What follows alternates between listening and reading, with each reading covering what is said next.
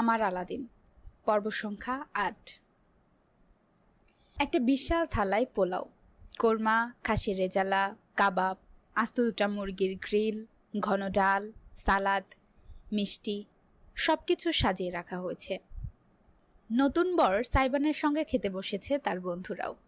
গরুর মাংসের তরকারিটা আলাদা করে রাখা হয়েছে অনুরাগের কথা চিন্তা করে। কার্পেটের উপর পাত পেতে খেতে বসেছে সকলে এক থালাতেই। নীরব এত বড় সাইজের গ্রাস মুখে তুলেছে যেন তার খাবার কেউ টেনে নিয়ে যাবে। আফরান ছাগলের মতন কচকচ করে কাঁচামরিচ খেয়ে যাচ্ছে। এই নিয়ে বন্ধুদের মাঝে হাসাহাসির কমতি নেই। সেখানে শুধু পুরুষেরাই আছে। মেয়েদের খাবারের ব্যবস্থা আলাদা করে গেস্ট ওয়ে করা হয়েছে। খেতে খেতে সবার প্রথমে নীরব বলে উঠল, ভাই, কে যেন এককালে বলেছিল আমাদের মেয়ের সুগার ড্যাডি হবে। খুঁজিস না, এখন সে এক বাচ্চার ড্যাডি হয়ে গেছে। অট্টহাসি হেসে বলে উঠল আফনান। নীরব বন্ধুর সঙ্গে তাল মেলাল। আবার কি বলে? কবর অব্দি কবুল। ও মা গো, টুরু লাভ। শেষ গুরু, তুই শেষ। তরকারির ঝোলমাখা হাতটায় চটাস করে আফনানের গালে বসিয়ে দিল সাইবান। খিলখিল করে হেসে উঠল সকলে। অনুরাগ অব্দি আজ মজা নিতে ছাড়ল না। এই, তোরা ওকে এত জ্বালাতন করিস না। এমনিতেই সবে জ্বালাতনের দায়িত্ব শুরু হয়েছে। একটা বাচ্চা পালা কি কম? ভরণ পোষণ, শিক্ষা দীক্ষা সব দিকটাই তো ওকে দেখতে হবে, বল। সব থেকে কাছের বন্ধু অনুরাগ অব্দি পোল্টি খেয়েছে দেখে সাইবান তেতে উঠল। তবে রাগটা দেখালো না, বরং আস্ত মুরগি থেকে লেগ পিস ছিঁড়ে নিয়ে বিশাল এক কামড় বসিয়ে চিবোতে চিবোতে বলল, অবশ্যই শিক্ষা দীক্ষা অবশ্যই দিতে হবে। ব্যঞ্জনবর্ণ শেখানো শুরু করে দেব। 1 বছরের মধ্যে গড়গড় করে কথা বলতে শুরু করবে, দেখবি। নীরব একটা আস্ত গোলাপজামুন মুখে দিয়ে প্রায় না চিবিয়েই গিলে নিয়ে বলল, ছেলেকে শুধু ব্যঞ্জনবর্ণ শিখাবি কেন? স্বরবর্ণ কি দোষ করেছে? স্বরবর্ণ শুধু বইয়ের জন্যই বরাদ্দ। সাইমনের বেফাস কথায় অনুরাগ প্রায় মুখের খাবার ফেলে দিচ্ছিল। কোনো মতে হাত চেপে নিজেকে থামালো। কেসে ফেলল বেচারা। অপরদিকে হাতের লুকমা হাতে নিয়েই জমে গিয়ে ফেলফেল করে সাইবানের দিকে তাকিয়ে রইল আফনান এবং নীরব। সাইবানের কোনো হেলদোল নেই। সে নিশ্চিন্ত মনে বিরাট কোল্ড ড্রিঙ্কসের গ্লাসে চুমুক দিয়েছে। অনুরাগ বাম হাতে একটা থাপ্পড় দিল তার পিঠে। তুই কি কোনোদিন শুধরাবি না? বিয়ে হয়েছে তবুও শয়তানে গেল না? শয়তান শুধরে গেলে পৃথিবীতে তোর মতন সন্ন্যাসীদের কি কাজ? বাঁকা হেসে জবাব দিল সাইবান। আর পারল না আফনান আর নীরব। উভয়ে হাসতে হাসতে ফ্লোরে গড়াগড়ি খেতে লাগলো। অপরদিকে ইরাম ইজানকে নিয়েই ব্যস্ত। খেতে বসেনি এখনো। ছেলে ঘুমাবে, ঝুলুমুলু চোখে তার বুকে লেপ্টে আছে। তাকে নিয়েই হাঁটাহাঁটি করছে, সঙ্গে সকলে ঠিকঠাক মতো খাচ্ছে কিনা সেই বিষয়টাও তদারকি করছে। চোখের কোণে সে খেয়াল করল রাহাত আর ইহান দুজনেই বাড়ির চোখ হাত পেয়ে নেমে যাচ্ছে। আর অপেক্ষা করল না ইরাম, দ্রুত হেঁটে বেরিয়ে গেল বাইরে। ইজানকে নিজের বুককে সাবধানে আড়াল করে রেখে ভাইদের পিছু নিল সে। মেন গেটের কাছাকাছি গিয়ে থামালো ওদের। ভাই। ইহান থামল আগে। ঘুরে ইরামকে দেখেই বোনের দিকে ছুটে গেল। রাহাত খানিকটা অপ্রস্তুত ভঙ্গিতে দূরেই দাঁড়িয়ে রইল। আপু। ভাইয়ের মুখের দিকে চেয়ে খানিক আদর করে দিয়ে ইরাম শুধল, খেয়েছিস? তোর গালে কি হয়েছে? ব্যান্ডেজ লাগানো গালটা হালকা একটু ঘষে ভ্রু কুচকে ফেলল ইহান। ইঁদুর কামড়েছে। ইঁদুর? চোখ কপালে উঠে গেল ইরামের। হতবাক নয়নে চেয়ে রইল ছোট ভাইয়ের মুখ পানে। ইঁদুর এলো কোথা থেকে? জানি না, আমার রুমে তালা বোকা ছিল। ইঁদুর না, কিন্তু গতকাল রাতে কোথা থেকে যেন এলো, পালিয়েও গেল। ঠিকঠাক মতো দেখতে পাইনি। ধরতে পারলে পিষে ফেলতাম শালাদের। ডাক্তার দেখিয়েছিস? Tetanus injection? চিন্তা করো না, ইঞ্জেকশন দেওয়াই আছে। ফার্মেসিতে দেখিয়েছি সকালে। লাল দাগ হয়ে গিয়েছে। বলেছে কয়েকদিন গরম পানি সেক দিলেই ঠিক হয়ে যাবে। গজগজ করে বলল ইহান। ছোট ভাইয়ের রুমে ইঁদুর ঢোকার রহস্য ইরাম ধরতে পারলেও বিশেষ কোনো মন্তব্য করল না। ইহানও এই বিষয়ে কথা বাড়াল না। বরং আগ্রহ নিয়ে তাকালো ইজানের দিকে, গাল টেনে দিল। আমার মামাটা কেমন আছে? ইজান কুইকুই করে আবার মায়ের বুকে মাথা গুজে ফেলল। হাসল ইহান। আহারে, শরম পেয়েছে বেচারা। পরক্ষণে সেই হাসি মুছে গেল তার। জলজলে দৃষ্টিতে দেখল ইরামকে। তুমি এমনটা কেন করলে আপু? আমি কিছুতেই স্বস্তি পাচ্ছি না। ওদের সঙ্গে তুমি, ওই লোকগুলো। হুস, তোকে বলেছি না ভাই, আমি যা করছি সুস্থ মস্তিষ্কে ভেবেচিন্তে করছি, ভবিষ্যতেও করব। ইরামের হাতটা নিজের সুস্থ গালে চেপে ধরে মাথা নেড়ে ইহান বলল, ঠিক আছে, তোমার কথাই সই। তবে তুমি আমাকে প্রমিস করো, যদি ওরা তোমাকে তিল পরিমাণ কষ্টও দেয়, তুমি সঙ্গে সঙ্গে আমাকে বলবে। আগের বারের মতন চুপ করে সহ্য করে যাবে না। কথা দাও, কথা দাও আমাকে আপু, প্লিজ। মৃদু হাসল ইরাম। ঝুঁকে এসে ছোট ভাইয়ের কপালে কপাল ঘষে বলল, আমার কিচ্ছু হবে না ভাই, আমি ঠিক নিজের খেয়াল রাখব, চিন্তা করিস না। আজকে আসার জন্য তোদেরকে অনেক অনেক ধন্যবাদ। আমি সত্যিই তোদের খুব মিস করি রে। চোখ বুজে মাতুল্য বোনের অস্বস্তিটুকু অনুভব করলো ইহান প্রাণ ভরে। তবে বেশিক্ষণ পারল না, পিছন থেকে ডাক ভেসে আসলো, ইহান, দেরি হয়ে যাচ্ছে আমাদের। রাহাত তাড়া দিচ্ছে। ইহানকে বেশ অসহায় দেখালো। করুণ চোখে একবার ইরামের দিকে চেয়ে সে পিছিয়ে গেল। ইরাম দপ্ত দৃষ্টিতে দেখল রাহাতকে। পায়ে পায়ে হেঁটে কাছে গিয়ে দাঁড়ালো। আমার সঙ্গে কথা না বলেই চলে যেতে চাচ্ছিস? কথা বলার মতন মুখ তো তুমি রাখুনি আমাদের আপু। মহল্লায় এর মধ্যে ছিচি পড়ে গেছে। সারাদিন ওই বাড়ির ভেতর বসে থাকলে জানবে কিভাবে? রাহাতের কাট কাট কথায় এবার আর কষ্ট হলো না ইরামের। ঠিকই, নাক কেটে ফেলেছি তোদের, তাই না? হ্যাঁ, ভাবলেই আমার লজ্জা লাগছে। তুমি নিজের হাঁটুর বয়সী একটা ছেলের সাথে বিয়ে করেছ, তাও আবার ওই যে কিনা ফিজে নয়, ডিজে নেশা আর পার্টি করে বেড়ায়। আতপাগল বেয়াদব ছেলে একটা। দুলাভাইকে নিয়ে ভদ্রভাবে কথা বলবি। ইরামের হঠাৎ প্রতিবাদে থমকে গেল রাহাত। প্রসারিত নয়নে চেয়ে রইল বড় বোনের দিকে। ইরাম তার মুখোমুখি হলো বিনা দ্বিধায়।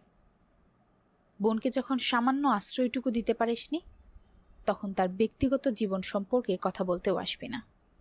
আর হ্যাঁ, আরেকটা কথা, ইজান ঘুমিয়ে গিয়েছে বুঝতে পেরে ছেলেকে কাঁধের উপর তুলে নিজের শাড়ির আঁচল দিয়ে ঢেকে নিজে ইরাম দৃঢ় গলায় বলল, মায়ের সম্পত্তিতে মেয়েদের ভাগ আছে। মুন্সিবাড়িতে আমার যে ভাগ, সে ভাগ আমায় বুঝিয়ে দিবি, না হলে সমপরিমাণ টাকা দিয়ে সে ভাগ আমার থেকে কিনে নিবি। 2 মাস সময় দিচ্ছি, কি করবি ভেবে আমাকে জানাস। আর দাঁড়ালো না ইরাম। হতবাক রাহাতকে সম্পূর্ণরূপে উপেক্ষা করে ইহানকে শেষ একবার নরম দৃষ্টিতে দেখে হনহন করে হেঁটে সে বাড়ির ভেতরে চলে গেল। ইহান নিজের জিন্সের পকেটে হাত ঢুকিয়ে তীর্যক হেসে বড় ভাইকে পাশ কাটিয়ে হেঁটে যেতে যেতে বলল, সারা জীবন বিড়াল দেখতে দেখতে একদল ভুলেই গেছিল বিড়াল কেন বাঘের মাসি হয়। রাত 9টা। সারাদিনের হট্টগোল আর ক্লান্তির পর অবশেষে ইরামের বিশ্রামের সুযোগ হয়েছে।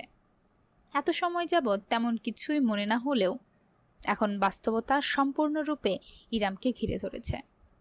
কারণ গেস্ট রুমের বদলে তার ঠাঁই হয়েছে সাইবানের বেডরুমে।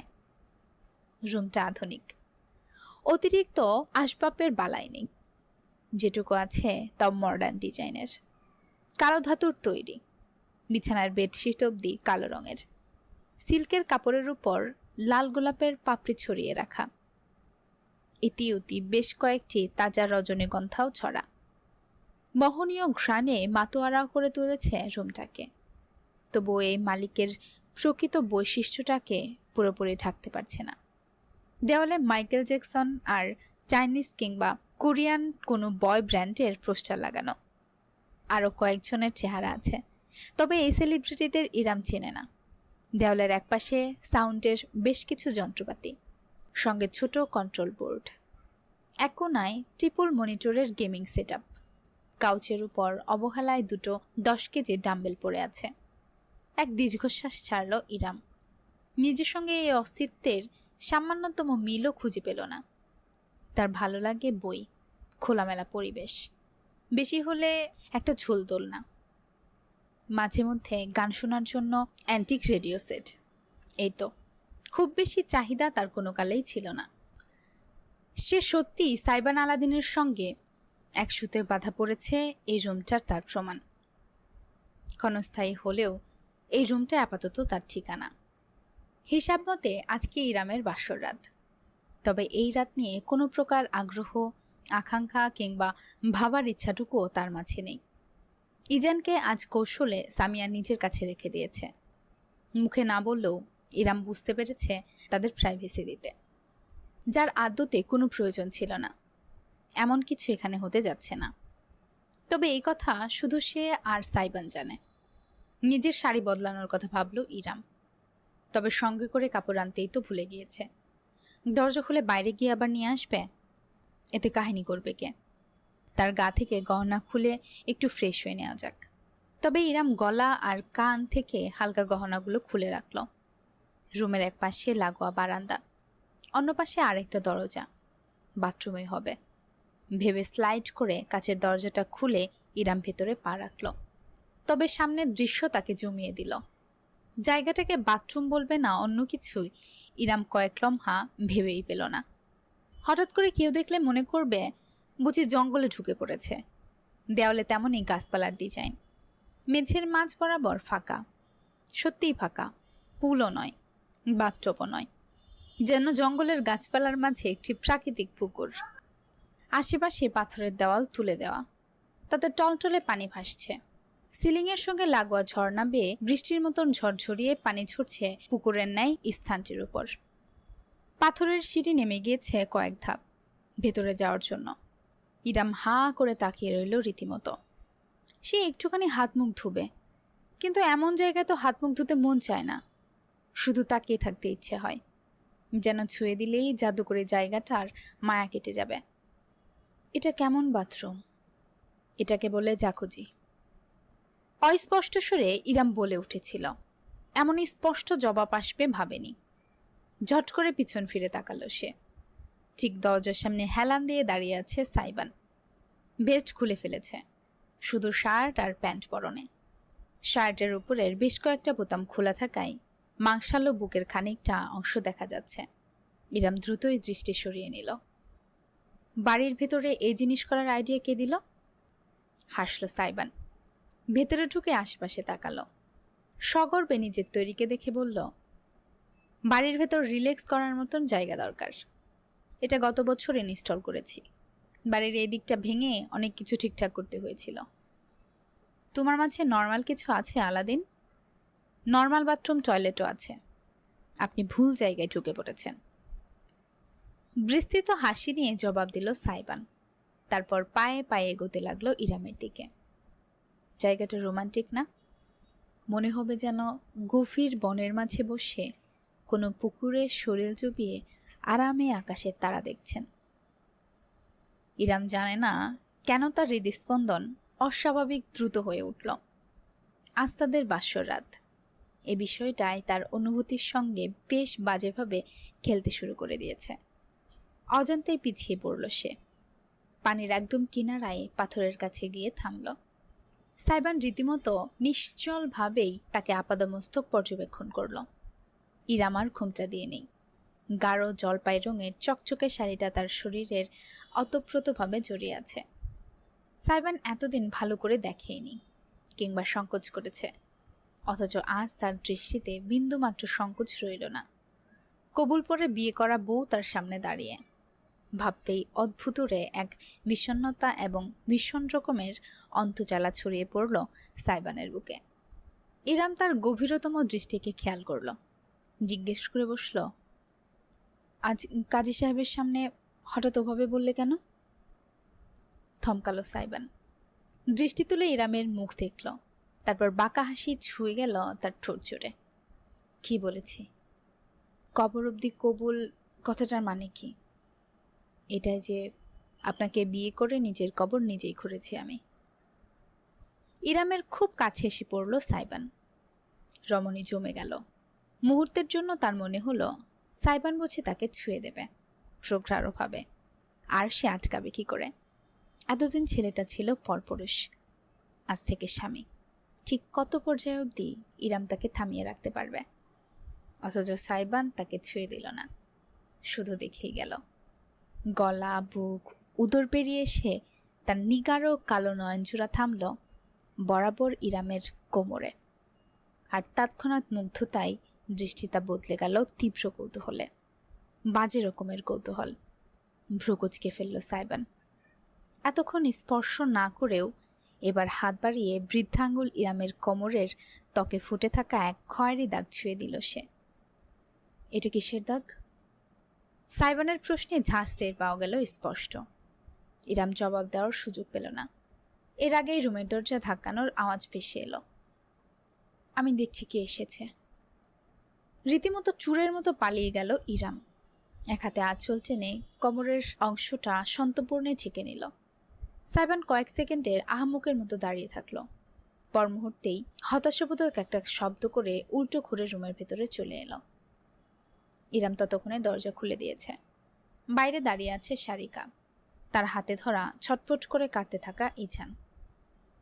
আমি আর মম অনেক চেষ্টা করেছি, আপনাকে ছাড়া শান্ত হবে বলে মনে হয় না। খানিকটা বিরক্ত নিয়েই বলল সারিকা। ইরাম দ্রুত নিজের হাত বাড়িয়ে ছেলেকে কোলে তুলে নিল। সারিকা অপেক্ষা অবধি করল না। যেমন হঠাৎ এসেছিল তেমনি হঠাৎ করেই চলে গেল। একটি নিঃশ্বাস ফেলে দরজা আটকে চিৎকার করে কাঁদতে থাকা ইজানকে নিয়ে বিছানায় গিয়ে বসল ইরাম। এই যে, না না, সোনা আমার, কুচুপো আমার, এই তো আম্মু এখানে। আম্মু কোথাও যায়নি। এই যে সোনা, এই যে আমার বাবুটা। ছেলেকে দুলিয়ে দুলিয়ে শান্ত করতে চাইল ইরাম, অথচ কোনো কাজ হলো না। বরং সময়ের সাথে সাথে আরও জোরে তার সরে কেঁদে যেতে লাগলো ইজান। ছোট্ট শিশুটির মুখ লালচে হয়ে উঠেছে কান্নার কারণে। ইরাম সইতে পারল না, বুকে আগড়ে ধরল ছেলেকে। না না, কাঁদে না আব্বু, আর না, আম্মুর কষ্ট হয়তো। কুচুপু। প্রথমটায় বিশেষ পাত্তা না দিয়ে মনিটরের সামনে গেমিং চেয়ারে বসে মোবাইল স্ক্রল করছিল সাইবান। বাচ্চার কান্নার আওয়াজ ভীষণ তীক্ষ্ণ, তার কানে লাগছে বাজেভাবে। তবে যখন প্রায় 20 মিনিটের পরেও কান্না থামার নামগন্ধ হলো না, তখন মোবাইল রেখে উঠল সাইবান। খানিকটা তেজি কণ্ঠে বলল, কি সমস্যা? এমন ভ্যাভে করে কাচ্ছে কেন পোলাটা? হাগু পেয়েছে আবারও? ইরাম হাসল না, বরং খানিকটা অসহায় দৃষ্টিতে চেয়ে বলল, বুঝতে পারছি না, কান্না করে অনেক, কিন্তু এতক্ষণ ধরে একটানা কখনো কাঁদেনি। কোথায় সমস্যা হচ্ছে বাবাটার? আম্মু বুঝতে পারছে না? আম্মু পচা? ইরামের চোখ ছলছল করে উঠল। ছটফট করতে থাকা ইজানকে বুকে চেপে ধরল সে। দৃশ্যটা দেখে কেন যেন ভীষণ অস্বস্তি অনুভব করল সাইবান। আমি জানি পোলাটার কান্না কিভাবে থামাতে হয়। হঠাৎ করে বলে এই দেওয়ালে ঝুলন্ত টিভির রিমোট নিয়ে অন করলো সাইবান। ইরাম ড্যাব ড্যাব করে চেয়ে রইল। সাইবান ততক্ষণে মেঝের মাঝখানে গিয়ে দাঁড়িয়েছে। টিভির ভলিউম বাড়িয়ে সে একটা গান ছাড়ল। তারপর রিমোটটা ছুঁড়ে ফেলে দুপা ছড়িয়ে দাঁড়ালো। Was this পোটলা? দিলবার দিলবার গানের তালে তালে কোমর দুলিয়ে সাইবান এমন অদ্ভুতরে অঙ্গভঙ্গি করে উঠল যে ইরামের হাসি চাপা দিতে মুখে হাত চেপে ধরতে হলো। অথচ অবিশ্বাস্য ব্যাপার, সাইবান নাচতে শুরু করার সঙ্গে সঙ্গে ইজানের কান্না থেমে গিয়েছে। নাক টেনে অশ্রুচল চোখে সে একদৃষ্টে তাকিয়ে রইল। তার সমস্ত আকর্ষণের কেন্দ্রবিন্দু এখন সাইবানের নাচ। अब तो होश ना खबर है ये कैसा असर है, होश ना खबर है ये कैसा असर है, तुमसे मिलने के बाद दिलबर, तुमसे मिलने के बाद दिलबर। সাইবানের কমর দুলানো নাচের তালে তালে আচমকা ইজান হাততালি মেরে বুঝি গিয়ে উঠল। I I. ইরাম না পারতেই হেসে ফেলল এবার। তার চোখের পানি হুট করে শুকিয়ে গিয়েছে। সাইবানের নাচের সাথে সাথে ইজানের সব ভুলে লাফিয়ে ওঠাটা তার মনের দাগ কেটে গিয়েছে। অজান্তে সে জলজল করে চেয়ে দেখল সামনের মানুষটাকে। পাগলাটে একটা ছেলে, একদম লাগামহীন, ঘোড়ার মতন, বেশরমের মতো কোমর দুলিয়ে যাচ্ছে। ভালোই দুলাচ্ছে যদিও। ইরাম লজ্জাবোধ করল। কি ভাবছে সে? তবে তার বিশেষ কোনো সন্দেহ রইল না। এই বিবাহিত জীবনটাকে যত কঠিন বলে সে ভেবে এসেছে ততটা কঠিন নাও হতে পারে। পরদিন সকাল, একদম ভোরে ঘুম থেকে উঠে গিয়েছে সাইবান। ফ্রেশ হয়ে জিম রুম থেকে 1 ঘন্টা ওয়ার্কআউট করে সাউন্ড রুমের কিছু যন্ত্রপাতি ঠিকঠাক করে এসেছে। বাড়ির সবাই এখনো ঘুমে, শুধু সুগন্ধা উঠেছে বোধহয়। নিচতলায় কিচেন থেকে থালা বাসনের শব্দ শোনা যাচ্ছে। ঘেমে একাকার হয়ে গিয়েছে সাইবান। বাথরুম থেকে সংক্ষিপ্ত একটা গোসল সেরে টয়লেটে মাথা মুছতে মুছতে যখন সে বেরোলো তখন ঘড়িতে সময় 8:30। টয়লেটটা বারান্দায় ঝুলিয়ে সে যখন রুমের ভেতরে ফিরে এলো তখন ভীষণ অপ্রত্যাশিত একটি দৃশ্য তাকে স্বাগত জানালো। তার বিছানার উপর পরম শান্তিতে ঘুমিয়ে আছে ইরাম। রমণীর বুকের সাথে ঘেঁষে গভীর ঘুমিয়ে আচ্ছন্ন ইজান। গতকাল প্রায় ভোরের দিকে ঘুমানোর সুযোগ হয়েছিল। সারাটা রাত থেকে থেকে জেগে উঠে মাকে জ্বালিয়েছে সে। সাইবান মরার মতো সোফায় পড়েছিল, বালিশ চাপা দিয়ে রেখেছে কানে। হাতে গোনা কিছু ঘন্টা হয়তো ঘুমিয়েছে, আবার 7টার আগেই উঠে পড়েছে। গভীর দৃষ্টিতে দেখল সে বিছানায় থাকা মা সন্তান উভয়ের উপর সকালে স্নিগ্ধ আলোকরশ্মি প্রতিফলিত হচ্ছে, একটা স্বর্গীয় ভাব সৃষ্টি করেছে। সাইবান নিষ্পলক চেয়ে রইল, কতক্ষণ যাবৎ নিজেও বলতে পারবে না। তার ভাবতেই অবাক লাগছে, বিছানায় শুয়ে থাকা রমণী এবং ছোট্ট নাজুক প্রাণটি এখন তারই পরিবারের অংশ। পায়ে পায়ে বিছানার কাছে এগিয়ে এলো সাইবান। গতকালের ক্লান্তি তাকে ঘুমাতে দেয়নি। অপরদিকে ইরামকে জড়িয়ে রেখেছে গভীর ঘুমের চাদরে। অজান্তেই হাঁটুমুড়ে বিছানার পাশে কার্পেটের উপর বসে পড়ল সে। ইরামের একটা হাত লম্বা করে রাখা, অপর হাতটা আইজানের শরীরের উপর। 2 হাতেই টকটকে মেহেদি। সে মেহেদি দেখে কিছু একটা মাথায় এলো সাইবানের। ঝুঁকে এলো সে, লম্বা করে রাখা হাতটার উপর ঝুঁকে অতি মনোযোগ দিয়ে দেখতে লাগল। সিম্পল অথচ বেশ সুন্দর কারুকার্য, জলজল করছে যেন রত্নের মতন। হৃদস্পন্দন বেড়ে গেল সাইবানের। হন্য হয়ে সে খুঁজে বেড়ালো, কোথায় কোথায় আছে কি নেই। অবশেষে সাইবানের খোঁজা থামল, দৃষ্টি প্রসারিত হলো, সঙ্গে ঠোঁটে ফুটল এক পরিতৃপ্ত মায়াবী হাসি। গচা, বিড়বিড় করল সে আপন মনেই। ইরামের হাতের মধ্যমা এবং অনামিকা আঙুলের ঠিক মাঝখানে চাপা জায়গায় পেঁচানো অক্ষরে লেখা আমার আলাদিন। ফিসফিস করে উচ্চারণ করল সাইবান। জানে না কেমন অনুভূতি হলো বুকের ভেতর। নিষ্পলক চেয়ে রইল এক নাগারে সে। ইচ্ছে হচ্ছে না দৃষ্টি ফিরিয়ে নিতে। ইরামের প্রশান্তিতে ছাওয়া ঘুমন্ত মুখটা দেখল সে অন্তত আবেগ নিয়ে। তারপরও আবারও দেখল হাতের ফাঁকে লুকিয়ে রাখা নামটাকে। নিজের ফোন বের করে নিঃশব্দে বেশ কয়েকটা ছবি তুলে নিল সাইবান। কেন সে নিজেও জানে না। ফোন রেখে সে ঝুঁকে এলো। সাবধানে আঙুলে ছুঁয়ে দিল মেহেদির রঙে রাঙা হয়ে থাকা আঙুলটাকে। ইরাম সামান্য নড়ে ছড়ে উঠতেই জমে গেল সে। অথচ রমণীর ঘুম ভাঙল না। শুধু ছেলেটাকে ঘুমের ঘরে নিজের আরও একটুখানি কাছে টেনে পুনরায় নিদ্রায় নিমজ্জিত হলো সে। বুকের ভিতর আটকে রাখা নিঃশ্বাসটা ছাড়ল সাইবান। অতি সাবধানে নিজের নাম লেখা ইরামের আঙুলটা তুলে নিল সে। কি হলো সে বলতেও পারবে না। ঝুঁকে গেল, সেই নরম আঙুলের ডগায় আলতো করে স্পর্শ করল নিজের ঠোঁট। অতি ক্ষীণ এক মুহূর্তের আলতো ছোঁয়া। চোখ বুজে নিল সাইবান। আনমনে ফিসফিস করল, আপনার আলাদিন। হ্যালো এভরিওয়ান, এতক্ষণ শুনছিলেন জাবিন ফুরকানের লেখা আমার আলাদিন। গল্প পাঠে ছিলাম আমি তাসরুস মিম। আজকে শুনলেন গল্পটির 8ম পর্ব। আজকের পর্বটা আপনাদের কাছে কেমন লেগেছে অবশ্যই কমেন্টের মাধ্যমে জানিয়ে দিবেন। ভালো লেগে থাকলে গল্পে একটা লাইক করে দিবেন এবং চ্যানেলে একটা সাবস্ক্রাইব করে দিবেন।